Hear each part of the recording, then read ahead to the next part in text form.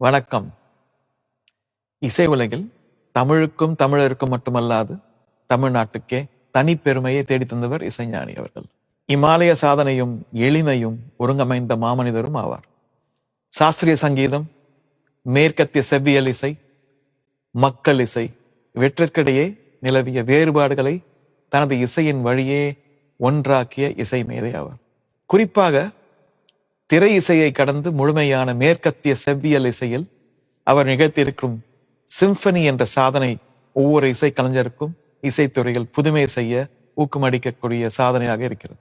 அவரை பார்த்து வளர்ந்த கலைஞன் என்பதில் எப்போதும் எனக்கு மட்டற்ற மகிழ்ச்சி உண்டு. இந்த கொண்டாட்டத்தில் பங்கெடுத்துக் கொள்வதில் உங்களைப் போலவே நானும் பெருவகை கொள்கிறேன். இசைஞானி இளையராஜா அவர்கள் பொன் விழா ஆண்டை தமிழ்நாட்டு அரசே ஒருங்கமைத்து கொண்டாடுவதை இளையராஜா அவர்களுக்கு மட்டுமான விழாவாக அல்லாமல் ஒட்டுமொத்த இசை கலைஞர்களுக்கான அங்கீகாரமாக பார்க்கிறேன். எல்லா புகழும் இறைவனுக்கு.